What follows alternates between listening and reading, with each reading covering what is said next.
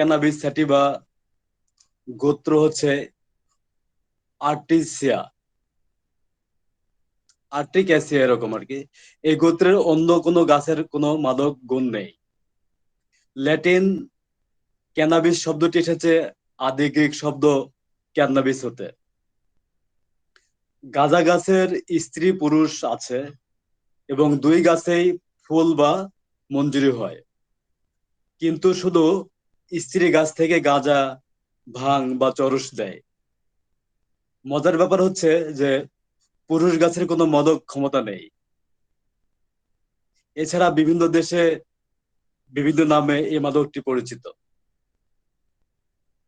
গাঁজা সেবনে ইন্দ্রিয় উত্তেজিত হয় বলে এর আরেক নাম হর্ষিনী। এছাড়া গাঁজার আরো ডাক নাম হচ্ছে চার্লস ড্যাগো, এটা হচ্ছে সাউথ আফ্রিকায়। গ্রাস হাস হেম্প কিয়েভ, এটা হচ্ছে উত্তর আফ্রিকা। এরপরে পট টি উইড, এটা দক্ষিণ ও উত্তর আমেরিকায় এই নামে ডাকা হয়। আর গাজে গাঞ্জো, এটা ওয়েস্ট ইন্ডিজে বলে। গাজার বিভিন্ন প্রকারকে একত্রে মারিজুয়ানা বলা হয়। ধারণা করা হয় যে মারিয়া ও জোয়ানার নাম অনুসারে গাজার প্রথম এই নামটি দেয় মেক্সিকানরা। স্ত্রী গাছের শুকনা পাতাকে বলা হয় ভাং। ভাঙের শরবত পুরান ঢাকায় খুব বিখ্যাত। হিন্দুদের কালী পূজায় ভাঙের শরবত তৈরি করা হয়। এছাড়া গাজাকে সিদ্ধি নামেও ডাকা হয়। এটা জর্দাস ভালো বলতে পারবে। তো গাঁজা হিসাবে, ওষুধ হিসাবে গাঁজার ব্যবহার। চিকিৎসা শাস্ত্রে গাঁজা পরিচিত উত্তেজক, বেদনানাশক, নিদ্রাকারক হিসাবে। 1 নম্বর, গাঁজা পাতার গুঁড়া ডায়রিয়া উদারময় নিরাময় করে এবং এর রস পূর্ণ 20 ফোঁটা দিনে 3 বার খেলে রক্ত আমাশয় নিরাময় হয়। ভাং শিশুদের ধনুসংখ্যা রোগেও বিশেষ ফল দেয়। প্রাচীনকালে গনোরিয়াতে গাঁজার ব্যবহার হতো, দুধের সঙ্গে বেটে ক্ষতস্থানে লাগানো হতো। বর্তমানে ইউরোপে ক্যান্সারে আক্রান্ত রোগীদের ব্যথা কমানোর জন্য গাঁজার ধোঁয়া পান করতে দেওয়া হতো। হাঁপানিতে গাঁজা দারুণ কার্যকর। হৃদযন্ত্রের সমস্যায় এটি ব্যবহার হয়।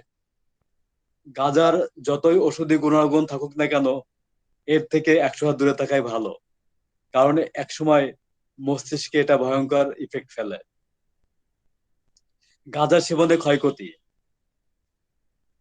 তো 1 নম্বর ক্ষয়ক্ষতির কথা বলা হচ্ছে যে রক্তকোষে পরিবর্তন ও প্রতিরোধী ক্ষমতা হ্রাস, জিনের গঠনগত পরিবর্তন হয়ে যায়। ক্যান্সারের সম্ভাবনা দেখা দেয়, যৌন অক্ষমতা। 5 নম্বর, অ্যাঞ্জেনা পেক্টোরিস, যাদের অ্যাঞ্জেনার ব্যথা আছে তাদের জন্য গাঁজা খাওয়া মারাত্মক হুমকি হতে পারে। ফুসফুসে ব্যাধি, স্নায়ুতন্ত্রের পরিবর্তন, ব্যক্তিত্বের পরিবর্তন বা অর্গানিক ব্রেন সিনড্রোম। এবার বলবো বিখ্যাত কিছু গাঁজাখোরদের নাম। গ্রিক দার্শনিক ও পণ্ডিত পিথাগোরাস, বিখ্যাত ফরাসি সাহিত্যিক ভিক্টর হুগো, ফরাসি কবি স্টিফেন মালারোমে, ফরাসি কবি চার্লস বোদলার, 35তম মার্কিন প্রেসিডেন্ট জন এফ কেনেডি, 1917 থেকে 1963 পর্যন্ত ছিলেন উনি ক্ষমতায়। মারিজুয়ানার, ওনার জীবনকাল আর কি, ওনারা মারিজুয়ানা ভালোবাসতেন। এছাড়া শিক্ষাবিদ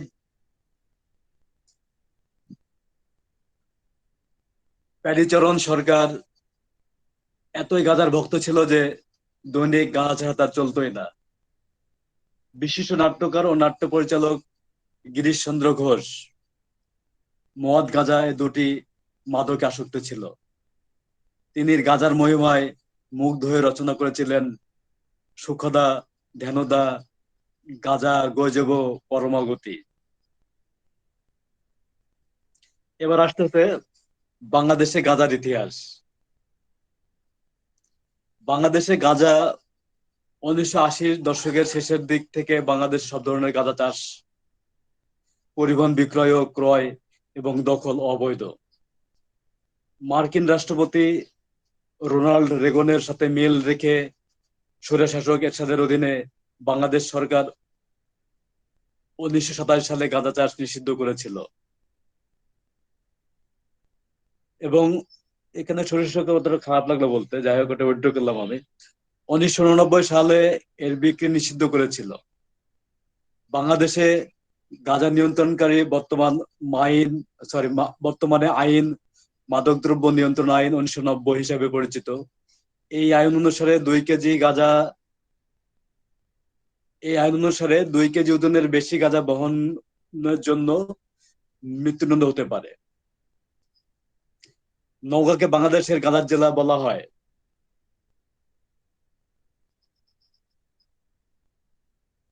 নওগাঁকে বাংলাদেশের গাঁজা জেলা বলা হতো দেশের প্রাচীন ও বৃহত্তম সমবায় সমিতি নওগাঁ গাঁজা উৎপাদনকারী সমবায় সমিতি লিমিটেডের অস্তিত্ব প্রায় বিলীনের পথে।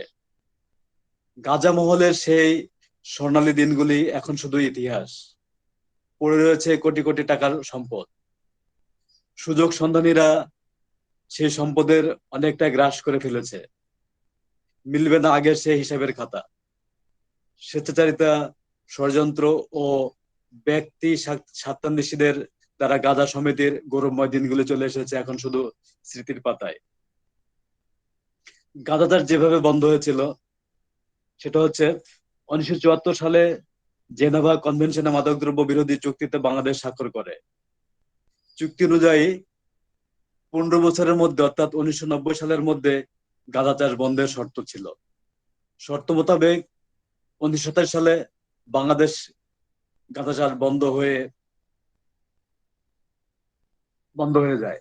ফলে বাংলাদেশের ঐতিহ্যবাহী প্রাচীনতম ও বৃহত্তম সমবায় প্রতিষ্ঠান নওগাঁ গাঁজা উৎপাদনকারী সমবায় সমিতি লিমিটেডের 7,000 সমবায় পরিবারের 50,000 মানুষ কর্মসংস্থানের অভাবে চরম বিপাকে পড়ে। বংশ পরম্পরায় চলে আসে প্রায় 200 বছরের প্রাচীন পেশার মানুষগুলোর সামনে ছিল না কোনো কাজের নির্দেশনা। কাঁসার থালায় হাতের কবজি ডুবিয়ে দুধ ভাত খাওয়ার অভ্যস্ত মানুষগুলি দিন দিন ক্ষয়ে যেতে শুরু করে। ধান, সরিষা, সবজি তাদের কাছে তখন নতুন ফসল হয়ে ধরা দেয়। কিন্তু গাঁজা চাষ আর ফসল চাষের মধ্যে বিস্তর ফারাক। কি যে মজা! গাঁজা চাষ শুরু ও নীতিমালা প্রণয়ন। গাঁজা নওগাঁতে কিভাবে শুরু হয় তার কোনো সুস্পষ্ট দলিল পাওয়া যায়নি। জনশ্রুতি আছে যে ইস্ট ইন্ডিয়া কোম্পানির আমলে যশোরের কথা বলা হচ্ছে, হ্যাঁ, কোম্পানির আমলে যশোর থেকে প্রথম, চুয়াডাঙ্গার পাশে এটা, যশোর থেকে প্রথম গাঁজার বীজ এনে নওগাঁ তৎকালীন পাঁচুপুর থানায়, যা বর্তমানে আত্রাই নারায়ণগঞ্জ পুলিশ স্টেশন, প্রথম গাঁজা চাষ শুরু হয়। গাঁজাকে পাক ভারতের প্রাচীন কৃষিজাত দ্রব্য বলে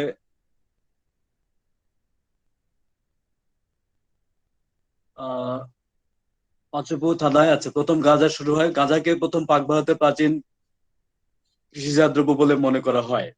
এর আগে 1722 সালে নওগাঁর উত্তর মুরাদপুর গ্রামে প্রথম গাঁজার উৎপাদন শুরু হয়। তো এই ছিল স্যার আমার গাঁজা দিয়ে সামান্য ভূমিকা।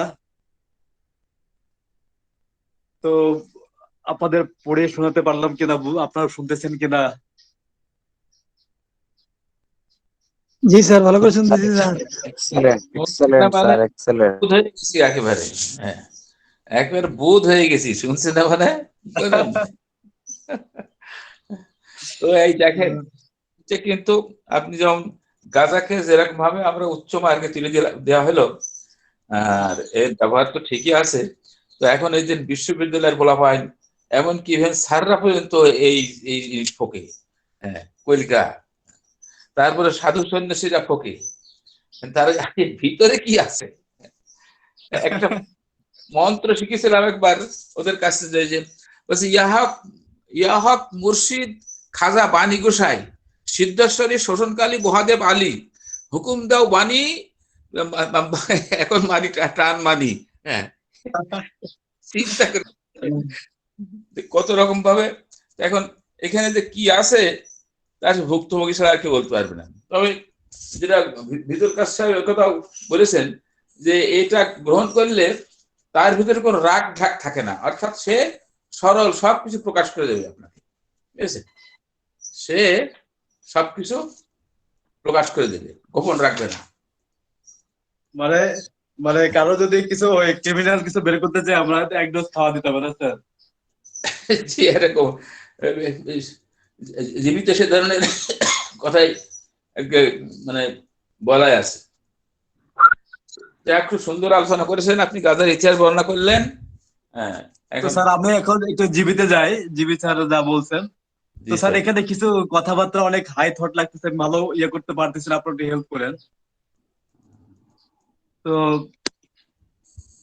লেখা আছে যে এরকম, cannabis indica, usually these patients have a history of cannabis abuse, or they can be so sensitive to cannabis that they can get ailments even after slight use. অর্থাৎ সাধারণত এই রোগীদের গাঁজার ব্যাপারে ইতিহাস থাকে, বা তারা গাঁজার প্রতি এত সংবেদন হতে পারে যে সামান্য ব্যবহারের পরেও তারা অসুস্থ হয়ে পড়ে বা অসুস্থ হতে পারে। It activates quick mind, many ideas, loquacity, theorizing, but also confuse the mind, gullible, no critical thinking, no discrimination, racing to even delusion states. তো এখানে তিনটা কথা বুঝতে পারতেছি যে এটা সক্রিয় করে, কি সক্রিয় করে, মনকে দ্রুতগতি করে ফেলে, অনেক ধারণা দেয়, অনেক বেশি কথা বলে, বাচালতা যেটাকে বলি, অনেক থিওরি বাতলায়, তাত্ত্বিকতা। তাত্ত্বিক, জি। আবার আবার বলতেছে যে it also confuse the mind, মাইন্ডকে বিভ্রান্তি করে ফেলে। তখন কি হয়, সে বোকা হয়ে যায়, গালিবল বোকা হয়ে যায়, কোনো সমালোচনা করতে পারে না, আবার কোনো ভেদাভেদ বা বিভেদও করতে পারে না। Reaching two even dilution state, এমনকি সে ডিলিউশন স্টেটে পৌঁছে যায়। The clarity of mental faculties is affected for many years after stopping the use of cannabis. গাঁজা ব্যবহার বন্ধ করার পরও অনেক বছর ধরে এটা মনের উপর যথেষ্ট প্রভাব রয়ে যায়। However, we should remember that the abuse of cannabis can produce the picture of any remedy if the symptom match. কথাটা আবার পড়তেছি, কারণ আমি ক্লিয়ার না। However, we should remember that the abuse of cannabis can produce the picture of any remedy if the symptom match. আমাদের মনে রাখা উচিত যে গাঁজার অপব্যবহার লক্ষণগুলির সাথে মিলিত হলে এটা যে কোনো রোগ প্রতিকার করতে পারে বা প্রতিকার হয়। আমি এরকমটা বুঝতেছি স্যার। এটাই এটাই যে যদি এর সাথে লক্ষণ আমাদের মানে ম্যাচ করে বা সেম হয়, সিমিলাইজ হয়, তাহলে অবশ্যই এই ধরনের রোগী আসলে আমরা তার কাছে ব্যবহার করলে প্রতিকার পাওয়া যেতে পারে, এরকমই কথা হবে ইনশাআল্লাহ। জি স্যার। তারপরে বলা হচ্ছে যে বিষয়টা স্যার এরকম, স্যার আপনি যে আমাদের মনে রাখতে হবে যে আমরা ক্যানাবিসে যদি অ্যাবিউজ করে ফেলি, মিস ইউজ করি, মানে যেটাকে মানে বেশি মাত্রায় গ্রহণ করা, যে গ্রহণ করার যে মিস ইউজটা, এটা যদি করি তাহলে অন্যান্য রেমেডির যে সিমটম, সেই সিমটমটাও আসতে পারে এবং অন্য রেমেডি ইউজ করা যেতে পারে। আমি এতটুকু বুঝছি। জি স্যার, ঠিক আছে। এরকম এরকমই স্যার কথাটা। জি sir. Delusions, confusion, fear as consequence from hashish use. ওই কথাগুলি স্যার, যে বিভ্রান্তি, দ্বিধাদ্বন্দ্ব এবং ওই হ্যাশিস, মানে যে স্যার ওই ক্যানাবিস থেকে তৈরি সম্ভবত এগুলো, মানে জুয়ানা বা মদ, সিনোনিম আর কি। ওখান থেকে ওটা ব্যবহারের ফলে মনের মধ্যে একটা ভয় তৈরি হয়, ভয় কাজ করে। এরপর স্যার মেন্টালে এই কথাগুলি আসছে। ডিলুশনস, ডিলুশনে বলা হচ্ছে যে time passes too slowly, a few second same edges.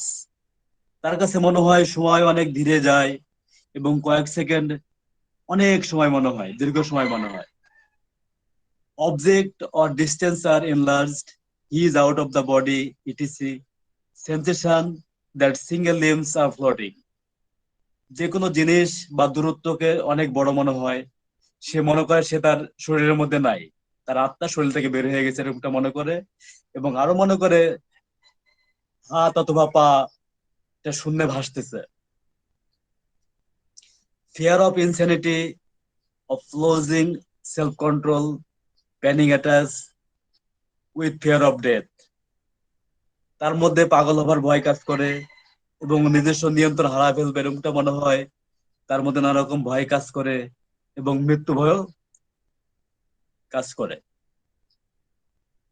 লোকাসিটি থিওরাইজিং, অত বেশি কথা বলে বাচালতা আর কি, আবার নানা রকম থিওরি বাতলায়। কনফিউশন, এখানে বলা হচ্ছে fast mind with abundant ideas, মনটাকে দ্রুত গতিশীল করে ফেলে এবং প্রচুর আইডিয়া সে দেয়। Inability to recall any thought or even on account of other thoughts intrude and crowd around each other in his brain. তো স্যার লাস্টের লাইনটা একটু কঠিন লাগতেছে আমার কাছে, যে confusion, fast mind with abundant ideas, মনকে দ্রুতগতি করে ফেলে এবং ওদের প্রচুর আইডিয়া দেয়। Inability to recall any thought, যে কোনো চিন্তা সে স্মরণ করতে পারে না বা অক্ষম হয়ে যায়, এমনকি অন্য চিন্তার কারণে তার মস্তিষ্কে নানা রকম আইডিয়া ঘুরপাক খায়, বা এরকমটা আমি স্যার একটু মনে করতে পারতেছি। কি আপনারা কি বলেন স্যার এখানে? যে না, ঠিক আছে, তার মাথায় এত চিন্তা ভর করে যে একটা চিন্তা আর একটা চিন্তার ভিতর ঢুকে গিয়ে তার থটটাই তখন হচ্ছে অ্যামালগামেশন হয়ে যায়, মানে উল্টোট হয়ে যায়, এই আর কি। জি স্যার, বুঝতে পারি। ওয়ান জি, ওয়ে থাকে না, জি, একমত মিসেলেনিয়াস থাকি। হয়ে যায়। জি স্যার, ঠিক আছে। ভেরি ফরগেটফুল, ফরগেটস ওয়ার্ডস হোলি স্পিকিং, অত্যন্ত ভুলমনা, যখন কথা বলতে যায় শব্দগুলো ভুলে যায়। Begins a sentence, forgets what he is about to say, যখন কোনো বাক্য শুরু করে সে কি বলতে যাচ্ছে সেটা ভুলে যায়। What for what has just thought, thoughts are vanishing while speaking, writing, reading. এইমাত্র যা চিন্তা করেছিল সেটা ভুলে যায়, পাশাপাশি সব মুছে যাচ্ছে বা অদৃশ্য হয়ে যাচ্ছে যখন কিছু বলতে যায়, পড়তে যায় বা লিখতে যায়। আবার লেখা আছে যে loves immoderately and involuntary at trifles at every word that is said, অর্থাৎ কথা বলার সময় সে অনিয়ন্ত্রিত ভাবে হাসে, হাসি ধরে রাখতে পারে না। অলওয়েজ আস্কিং কোশ্চেন, সবসময় প্রশ্ন করে। তো এগুলো হলো মেন্টাল নিয়ে। এবার ফিজিক্যালি বলা হচ্ছে যে ইন্টারনাল জার্কিং, ইন্টারনাল পালসেশন, তার ভিতরে শরীরের ভিতরে নানা রকম জার্কিং অর্থাৎ নর্তন হয় বা ঝাঁকুনি হয় এরকম মনে হয়, এবং পালস দেয়, বিট দেয়। Sexual desire increase violent, sexual ডিজায়ারটা মারাত্মক ভাবে বেড়ে যায়। ব্যাক পেন অন লাফিং, হাসির সময় তার পিঠে ব্যথা করে। Headache as if head is opening and shutting, burning thirst and ravenous appetite. Headache, তার মাথা ব্যথা এরকম হয় যে সে মনে করে তার মাথার উপরটা, মাথাটা একবার খুলতেছে একবার বন্ধ হচ্ছে, এবং প্রচন্ড পিপাসা কাজ করে, আর তার মধ্যে রাক্ষসী ক্ষুধা, সে বুঝতে পারে রাক্ষসী ক্ষুধা অ্যাপিয়ার হয়। তো স্যার এলো আমাদের ক্যান্নাবিস। তাহলে স্যার ওই দারুণ হয়েছে স্যার, দারুণ দারুণ দারুণ, খুব সুন্দর হয়েছে। খুবই সুন্দর হয়েছে স্যার। হ্যাঁ, কামরুল স্যার, এখন আপনার দায়িত্ব বাড়ে গেছে আমার জন্য, যে তা হচ্ছে আমার কাছে কিছু রুগী না লোক আছে আর কি, এরা চাচ্ছে যে এদের এই ধরনের সিগারেট, কেউ শেখ খায়, কেউ মানে বেনসন খায়, একজন এক একটা খায় আর কি।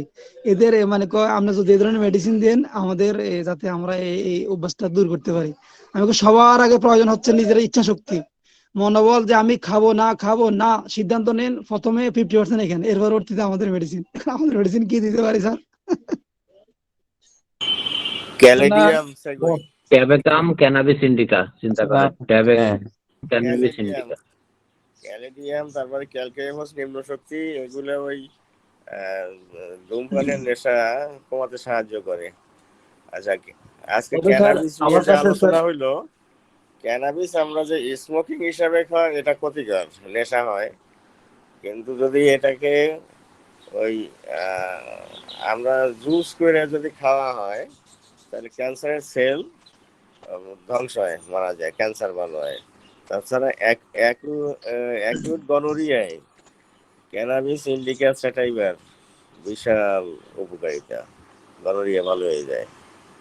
তো আসলে পৃথিবীর বর্তমানে 50টা দেশ এর চাষাবাদের অনুমতি দিয়ে দিয়েছে। হ্যাঁ, আমাদের দেশে এখনো দেয়নি। এটার ঔষধি গুণ প্রচুর, এমনকি এটা ক্যান্সারের সেল মারে। আমার মনে হয় এটা এইডস এর উপকার হতে পারে। জি স্যার। হ্যাঁ, অবশ্যই প্রত্যেক জিনিসেরই ক্যানাবিসটা আসলে যেভাবে খাওয়া উচিত সেভাবে তো আমরা খাই না। আমরা তো খাই নেশা কইরা, হ্যাঁ, শুকাইয়া, এটা শুকা তামাকের মতো হুকাই দেন ধূমপান করি। তবে স্যার এইভাবে নেশা। আমার অনেক ভয় কাজ করে স্যার, বর্তমান সময়কার ছেলেমেয়েরা যেভাবে স্যার এই পথে ধাবিত হচ্ছে, কি যে কঠিন সময় যাচ্ছে স্যার। আমাদের বাবা মার বিশাল একটা ভূমিকা, পাশাপাশি যাদের সঙ্গে মিশতেছে বন্ধু বান্ধব, দ্বিতীয় ধাপ।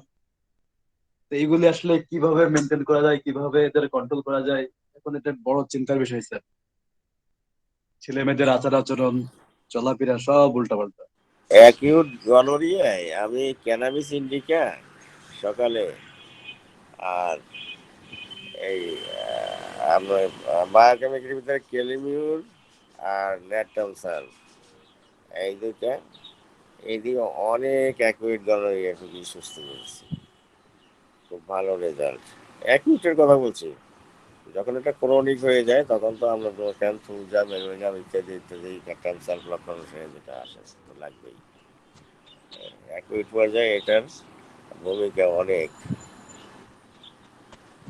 যদিও এই মেডিসিনটা আমাদের এখানে এখন নেই, সরকার অনুমোদিত নাই, যে কারণে পাওয়া মুশকিল, কিন্তু এটা অ্যাকিউট গনোরিয়ার জন্য খুব জনপ্রিয় মেডিসিন।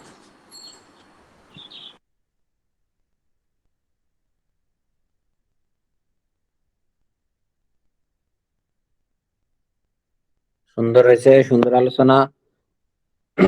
আসলে আজকে নেটওয়ার্ক জনিত কারণে আমাদের পার্টিসিপেন্ট অনেক কম ছিল।